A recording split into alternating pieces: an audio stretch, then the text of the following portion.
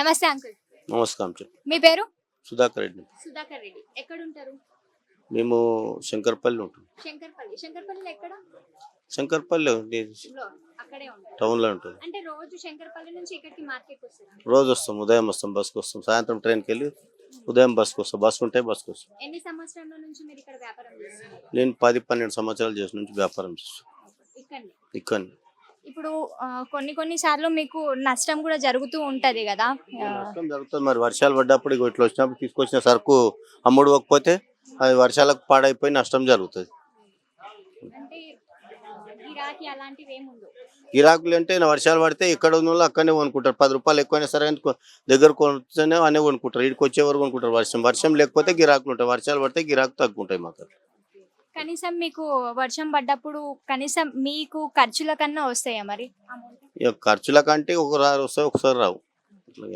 And uncle, ఇంకొకటి ఏంటి అని అంటే ఇప్పుడు మన తెలంగాణలో ఎలక్షన్స్ రాబోతున్నాయి కదా, సో ఏ ప్రభుత్వం ఏ పార్టీ గెలిస్తే మంచి జరుగుతుంది అనుకుంటున్నారు? ఏ పార్టీ గెలుస్తానని ఏం చెప్పలేము, మనం మనసులో ఏం లేదు. ఏది అంటే ఇంతకుముందు కాంగ్రెస్ ప్రభుత్వం చూసినాము, ఇప్పుడు టీఆర్ఎస్ ప్రభుత్వం ఉంది. రెండే అన్నట్టు ఉన్నది. ఇప్పుడైతే మాకు తెలిసినంత వరకు అయితే ఓపెన్గా చెప్తున్నాము, రెండు. రాజశేఖర రెడ్డి చేసిన రోజులు మంచిగా ఉండే కాంగ్రెస్ పార్టీ, కాంగ్రెస్ ప్రభుత్వం. ఇప్పుడు ప్రభుత్వం, ఇప్పుడు పార్టీ అయితే మంచిది. ఇప్పుడున్న రాజశేఖర రెడ్డి ఉన్నప్పుడు అలా, ఇప్పుడున్న పార్టీ అలా కాంగ్రెస్.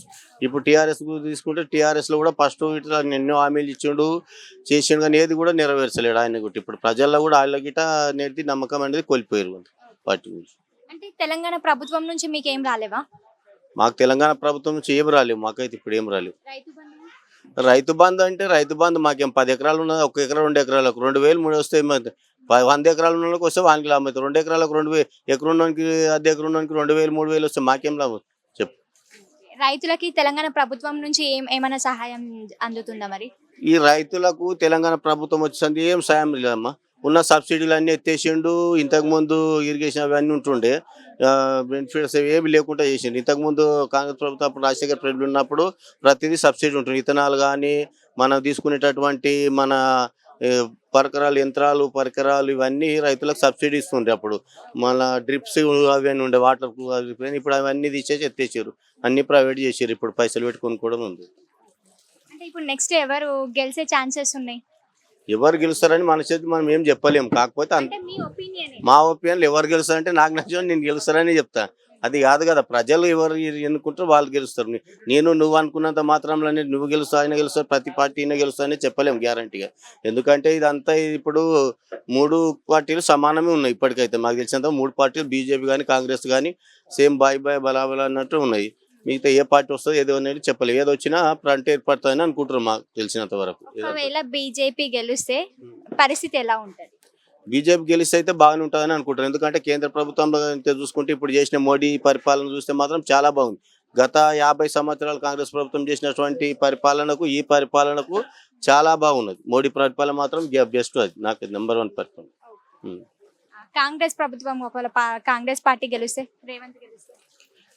కాంగ్రెస్ పార్టీ గెలిస్తే రేవంత్ గెలుస్తుండే. రేవంత్ ఒక్కడు మంచోడు కావచ్చు, కానీ మిగతా వాళ్ళు ఆయనని సీఎం కానియలేరు, కారు కూడా వాళ్ళ పార్టీ వీళ్ళు గెలిచినా కూడా ఎట్లుంటారంటే వాళ్ళు నేను ముందు వచ్చాను నువ్వు వచ్చినావు నేను వచ్చినా అని తోటి ఆయన వ్యక్తిగతంగా మంచోడే వాస్తవానికి. కానీ కాకపోతే వాళ్ళ పార్టీలో ఉన్న వాళ్ళకి సపోర్ట్ చేయరు. ఒకవేళ చేసిన ఆయన గెలిస్తే ఆయన సీఎం అవుతాడు. మేము ముందు నుంచి ఉన్నాము, 50 ఏళ్ళ నుంచి 60 ఏళ్ళ సంది పార్టీకి సేవ చేస్తున్నాము, మాకు కానియకుండా ఆయనకు చేస్తే ఎట్లా అంటే వాళ్ళ లోపల వాళ్ళకి ఇవే కుళ్ళు కుతంత్ర రాజకీయాలు ఉన్నాయి. కాంగ్రెస్ మాత్రం ఎవరు ముందుకు రానియరు. కావాలని చేస్తే అప్పుడు ఒకప్పుడు రాజశేఖర్ చేసినప్పుడు ఎవరు ఒక్క మాట మీద ఉంటే ఆయన చేసిన రోజులు బాగుండే కాంగ్రెస్. తర్వాత కాంగ్రెస్ అంతా ఏం లేదు పడుతుంది. ఓకే అంకల్, ఒకవేళ తెలంగాణ ప్రభుత్వం నుంచి రైతుల నుండి మీరు ఏం కోరుకుంటున్నారు? అంటే రైతులకి ఇది చేయలేరు, ఇది చేస్తే బాగుంటుండే అని చెప్పేసి. మాకు తెలంగాణ ప్రభుత్వం నుంచి రైతులకు కోరుకునేది ఏంటంటే ఒకటి, ప్రతి రైతుకు అనేది సబ్సిడీ అనేది ఉండాలి. పంట నష్టం, పంట రుణాలు కానీ, లేకపోతే రైతులకు కావాల్సిన పనిముట్లు కానీ, పరికరాలు కానీ సబ్సిడీ ఇవ్వాలి. అదేవిధంగా ఉన్నటువంటి ఇప్పుడు ఫెర్టిలైజర్స్, ఎరువులు పొలంలో వేసుకుంటున్నటువంటి ఎరువులకు దానికి జిఎస్టీ ఏమీ ఇవ్వకుండా ఇప్పుడు దాంతో పాటు మనం వచ్చి చూసుకుంటే ఇప్పుడు 1000 రూపాయల బస్తు ఉన్నది, ఇంతకుముందు 500 ఉండే. అలాంటి ఎరువుల ధరలు అనేది తగ్గించాలి. అట్లా అదేవిధంగా మళ్ళీ పంటకు అనేది సరైన రేటు ధర కల్పించాలి. అప్పుడు రైతులకు బాగుంటుంది అంటున్నాను. అంటే ఇప్పుడు ఓకే. ఇప్పుడు తెలంగాణ ప్రభుత్వం నుంచి ఇల్లు లేని వాళ్ళకి కూడా చాలా మందికి ఇల్లులు వచ్చినాయి కదా మరి. మాకు తెలిసినంత వరకు అయితే ఇల్లు లేనివాడు ఎవరు లేరు. ఈ ప్రభుత్వం కానీ ఏ ప్రభుత్వం లేరు. కాంగ్రెస్ ప్రభుత్వంలో కూడా ఇల్లు కాకపోతే గుడిసె కాకపోతే రేకులు కాకపోతే ఉన్నంత స్లాబ్ ఉన్నది, బిల్డింగ్ ఉన్నది. ఇల్లు లేనివాడు ఎవరు చెట్టు కింద కూర్చొని ఇప్పుడు ఉన్న ప్రపంచంలో ఎవరు ఇల్లు లేనివాడు ఎవరు లేరు. కాకపోతే ఉన్నోళ్ళే ఇల్లు ఒకటి డబల్. ఇంతకుముందు కాంగ్రెస్ ప్రభుత్వం ఇందిరామ్మ ఇండ్లు అంటారు, రాజీవ్ గృహకల్ప అంటారు, ఇవన్నీ తెలుసు మాకు. అప్పుడు గిట్ట ఏమైంది ఉన్నోళ్ళకి ఇచ్చారు ఆ పార్టీలో. కానీ ఇప్పుడు ఉన్నోళ్ళకి ఇప్పుడు ఇచ్చేది కూడా ఈ ఇండ్లు కూడా డబల్ బెడ్రూమ్ ఇండ్లు కానీ ఇవి కానీ వాళ్ళకు మాట వింటారో, వాళ్ళకి లీడర్ ఎవరు ఉంటారో వాళ్ళకి ఇస్తారు. కానీ కరెక్ట్ ఇల్లు లేని వానికి మాత్రం ఇండ్లు మాత్రం వస్తలేవు, జరుగుతలేవు. ఇవి అయితే గ్యారంటీ. మీ లోకల్ ఎమ్మెల్యే ఎవరు అంకుల్? మా లోకల్ ఎమ్మెల్యే కూడా మాకు టీఆర్ఎస్ ఎమ్మెల్యేని కాళే యాదవ్, చేవల నియోజకవర్గం అది. ఆ. ఆయన ఒకవేళ ఆయన పరిపాలన ఎట్లుంది మరి మీ లోకల్లో? లోకల్లో బాగానే ఉంటుంది. ఎందుకంటే మా మండల వ్యక్తి కాబట్టి మా మండలం అంతవరకు అయితే మాకు మంచి పనులు చేస్తాడు. ఇప్పుడు వేరే మండలం అయితే మనం చెప్పలేము, నియోజకవర్గం మొత్తం కాన్స్టిట్యూన్సీ చెప్పలేము. ఆయన మా సొంతం నవపేట మండలం, మా మండలం నుంచే చేవల నియోజకవర్గం నుంచి గెలిచిండు. ఆయన ఇంతకుముందు ఫస్ట్ టర్మ్ ఏమో కాంగ్రెస్ నుంచి గెలిచిండు. కాంగ్రెస్ గెలిచి మళ్ళీ టీఆర్ఎస్లోకి వచ్చాడు. మళ్ళీ అదే ఆయనకి ఏంటంటే వ్యక్తిగతంగా పార్టీ ఇంతకుముందు అనేది పార్టీ మీద కానీ ఇప్పుడు వ్యక్తిగతంగా వ్యక్తి మంచోడు మనం ఏదైనా చేసి పోతే పని చేస్తాడనే ఉద్దేశంతో ఆయనకి వేస్తారు. పార్టీ గురించి కూడా కాదు, లోకల్ ఎవరైనా మంచిగా ఉంటాం. మా మండలంతో వరకు అయితే మా ఎమ్మెల్యే కాబట్టి మేము మంచోడే అని చెప్తాం. అట్లా అంటే మంచోడు అని చెప్పడం కాదు, మీకు ఇప్పుడు ఒకవేళ ఏమైనా ప్రాబ్లం ఉంది, లేదంటే నీళ్ళు వస్తలేవు, లేదంటే కరెంట్ ప్రాబ్లం అయినా కానీ, లేదు అంటే రోడ్లు మంచిగా లేకపోవడము, ఇప్పుడు డ్రైనేజ్ ఉంది, డ్రైనేజ్ వాటర్ బయటకు లీక్ అవ్వడం, అలాంటి ప్రాబ్లమ్స్ ఉన్నప్పుడు మీరు పోయి అడిగితే రెస్పాన్స్ ఎలా ఉంటుంది?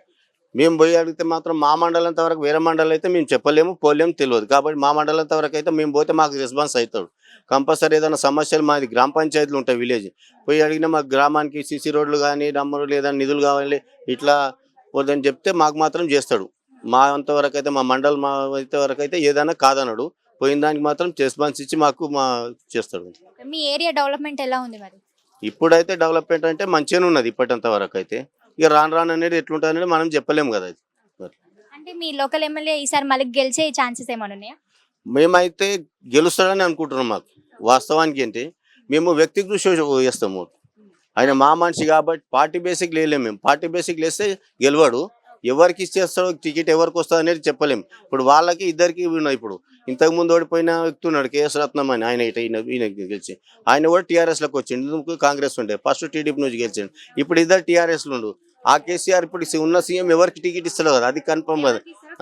అదే యాదవ్కి ఇస్తే గెలుస్తాడని మేము అనుకుంటున్నాం, రత్నంకి ఇస్తే ఓడిపోతాడని మేము అనుకుంటున్నాం. అట్లా అది. అంటే ఇప్పుడు ఆయనకు ఓట్ వేయాలనుకుంటే వ్యక్తిగతంగా ఆయన ఈ డెవలప్మెంట్ చేస్తాడు అని చెప్పేసి ఓట్ వేయాలనుకుంటున్నారు. ఆయన మా లోకల్ మనిషి కాబట్టి మేము చెప్తే ఇంటాడు. మేము పోయి మాట్లాడితే కూడా మాకు రెస్పాన్స్ అవుతాడు. మేము ఆయన దగ్గరకు పోయి అడిగేటంత వరకు మాకు ఉన్నది కెపాసిటీ. ఈ రత్నంతో అంతా మాకు లేదు కాబట్టి మేము ఆయనతో చెప్పి ఇంతకుముందు గెలిచిండు. ఆయన కూడా మా చెవులని ఈయన గెలిచిండు. కానీ ఆయన ఏం పనులు లేదు, ఈయన చేస్తాడని మాకు ఒక నమ్మకం ఉంది. మాకు ఉంటే మేము పోతే కూడా మాకు అటువంటి మర్యాద ఇస్తాడు, రెస్పాన్స్ ఉంటుంది ఆయనతోటి. కాబట్టి మా లోకల్ మనిషి కాబట్టి మేము చేపించుకున్నాం, పనులు కూడా చేస్తాడు. మాకు అదొకటి నమ్మకం అన్నట్టు. ఆయనకి ఇస్తే మేము వేయగలుగుతాం, వేరే వాళ్ళకి ఇస్తే చేయలేము మేము గ్యారెంటీ. Thank you uncle.